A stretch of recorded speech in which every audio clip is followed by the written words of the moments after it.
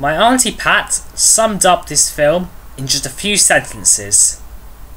Have they found the fire yet? Have they not found the fire yet?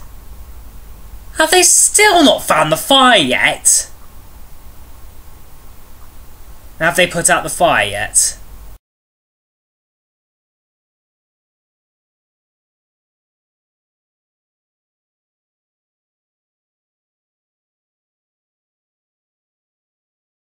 The 1970s has been considered the wave of disaster films, and today we are looking at the 1974 disaster film The Towering Inferno, set in a high-rise building and consisting of an all-star cast with the likes of O.J. Simpson, Robert Vaughn, Robert Wagner, Steve McQueen, William Holden and Susan Blakely.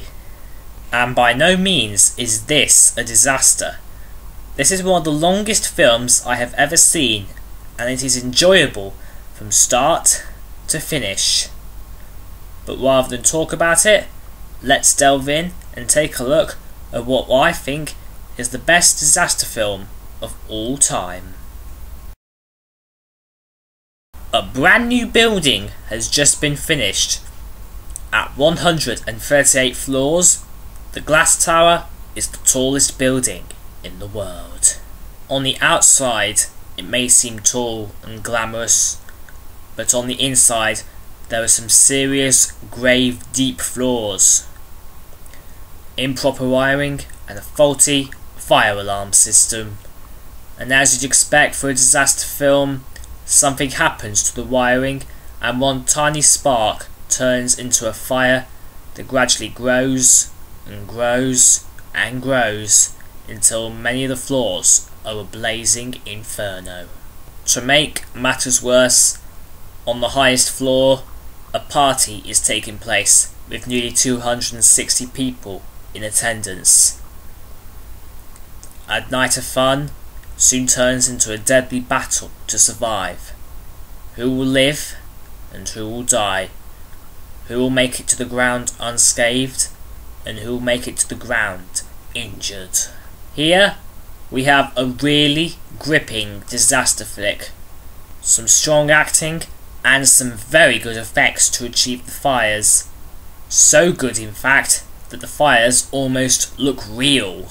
I thought the methods used to get everyone off the top floor and to safety were both creative and clever at the same time.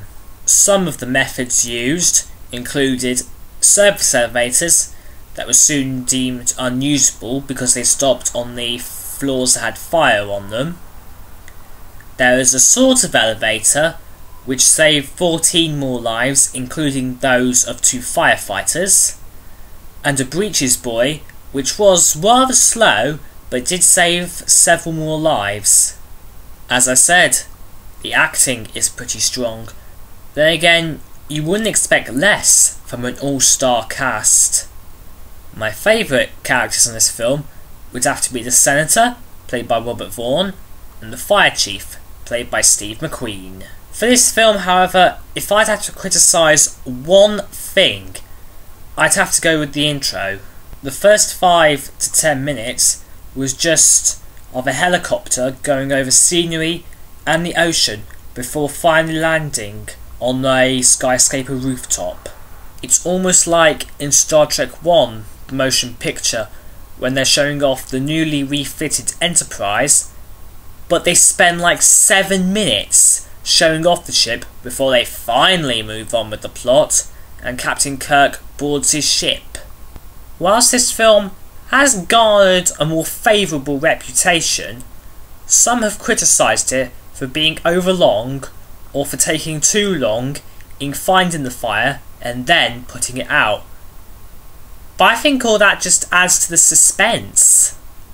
True, there are more recent disaster films that are better in the eyes of others, like The Day After Tomorrow, but when I first saw this film, I found it to be an instant classic and one of the best films of the 1970s. And if you're wondering why I paraphrased my Auntie Pat at the beginning of this review, well, My mum first saw this at Christmas when it was on TV when she was my age. Pat kept coming in and out of the room and asking if the fire had been found or even put out. Each time she was told no, she kept getting more and more exasperated the next few times she came in.